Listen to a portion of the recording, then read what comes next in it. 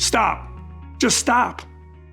Every minute you spend consuming other people's creativity is killing your own. But here's the thing. Over all of my years working on the podcast, this YouTube channel, creating content, I've discovered something that's counterintuitive that completely changed my creative life. I used to wake up every morning and immediately reach for my phone, scrolling through social media, news feeds, and endless inspiring content done by other creators. I'd absorb dozens of ideas before even getting out of bed in the morning, feeling productive, but I also felt strangely empty. It wasn't until I found myself staring at a blank page, unable to write or create, that I realized I'd lost my own voice in the noise of constant consumption. This pattern haunts many of us. We consume endlessly. We consume those articles, the blog posts, the videos, the podcasts, the social media, believing we're gathering inspiration, when in reality, we're drowning our own creative voice in a sea of other people's ideas. But what if the key to unlocking your creativity isn't about consuming more, but about consuming less? Remember when you were a kid? You could spend hours building imaginary worlds, creating stories, or solving problems in unique ways. There was no need to check how others did it first. That natural creativity didn't disappear. It's just buried under layers of other people's thoughts and other people's ideas. I discovered this myself during an extended power outage way back. I was forced to go offline. I initially felt anxious and disconnected, but as hours passed, my mind began to wander in ways it hadn't for years. I couldn't watch TV, I couldn't watch YouTube, couldn't scroll, couldn't check out emails. Ideas flowed more freely. Solutions emerged from unexpected angles. Without that constant stream of input, my own creativity had space to surface. Now, let's take a moment and reflect. When was the last time you created something without first checking out how others did it? Come on, go out and do that Google search. See if somebody else solved that problem. When did you last sit with your thoughts long enough to hear your own ideas emerge? The challenge isn't just about information overload. It is about our growing discomfort with our own unfiltered thoughts. We've become so accustomed to constant input that silence feels uncomfortable, and our ideas feel inadequate compared to that polished content that we consume. Look, we all compare ourselves. Wow, why don't my videos look more like that? Why doesn't my podcast sound like that? We're constantly doing this comparison. But that feeds this feeling of being inadequate compared to those others that we follow. The path to reclaiming your creativity is deeply personal. I'm going to share with you how to begin with just small steps that build into transformative habits. First off, start your day as a creator.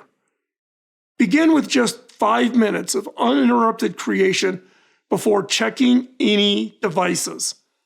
Now, this might feel uncomfortable at first, but you'll be surprised at how quickly these moments become the most energizing part of your day. I use an app called Freedom that locks all of my devices, so I'm not tempted to go check social media, how many comments people have left for me on the YouTube channel, no, it locks me out because I am borderline ADHD and I'm constantly wanting to get stimulated by checking things.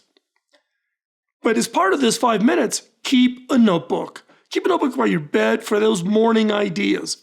Our minds are often clearest upon waking, before the day's noise kind of creeps in. Even a few bullet points or rough sketches can capture valuable insights.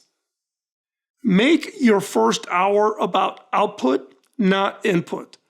Instead of immediately consuming email, news, and social media, use that time for your own thoughts and ideas. Within weeks, you'll notice your original thinking becoming stronger and clearer. Trust me.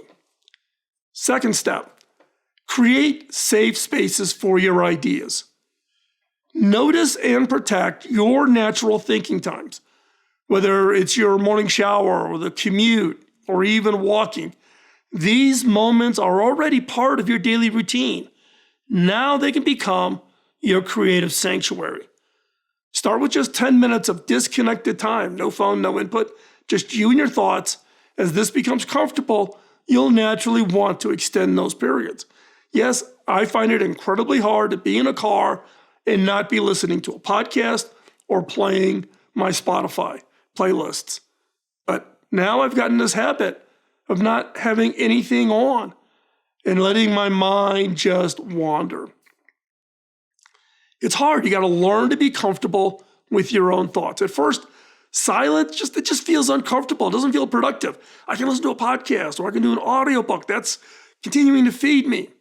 However, like developing any new skill, your ability to think deeply without constant input will actually strengthen with practice. Input doesn't mean quality of thinking. Input does not mean quality of ideas. We've allowed so much input, it's drowning out our own work. 3, build your creative confidence. Begin with tiny projects that are just for you. No pressure, no audience, you don't have to show it to anybody, no expectations. These private creative experiments help you rediscover what naturally interests and excites you, a la my 3D printer. Notice and celebrate your original ideas, however small. Each authentic thought is evidence of your creativity emerging. Keep a simple list of ideas that surprised or delighted you. And track your journey. Track these little projects in your daily journal, your creativity journal. But it's not to judge or evaluate, but it's to witness your progress. Looking back over a few weeks, you'll see how your natural creativity has begun to flourish with more space to grow. Remember, every creative giant started with small steps. These practices aren't dramatic transformations. They're about creating small spaces where your natural creativity can gradually emerge and strengthen. Each tiny step forward builds momentum towards a more authentic, more fulfilling creative life. And that's what I want for you. Now, it's your turn to create. Not a lot long ago, I spoke with a senior architect I really respect. As many of you know, I originally went to college to be an architect. In my discussions, he was sharing with me a radical change that he made to his personal design process. Instead of starting each project by researching similar buildings, I got to design a hospital or I'm designing a restaurant or whatever, and looking at the current trends, he begins with 2 hours of pure conceptualization. Just him, a pencil, and a blank piece of paper. He shared with me, he says, look, Phil, the first concepts aren't always perfect, but they're authentically mine. When I look at reference materials later, I do it to refine my vision, not to replace it. And the difference in my originality of my work has been dramatic. Think about that. An architect finding a different way to bring his natural, his authentic creativity rather than just being inspired and imitating others. And the difference in his originality, he noticed it was dramatic. This approach reflects a fundamental truth about creativity. Your most valuable asset is not your ability to absorb others' ideas. It's your unique perspective, your unique ideas, your vision. When you clear away the noise of constant consumption, you create space for your ideas, your vision to emerge and evolve. Now, my own journey of reducing consumption has led to more original thinking and deeper satisfaction in my work. The ideas that emerge may not always be revolutionary, but they're authentically mine. And I discovered that authentic creativity, however simple, resonates more deeply than polished imitation. Your creative voice is waiting to be heard. It might be quiet at first. After years of being drowned out by this constant consumption, this hamster wheel we're stuck on. But with each moment of silence, with each small act of original creation, it grows stronger. Here's a question I have for you. What will you create when you finally give yourself the space to hear it?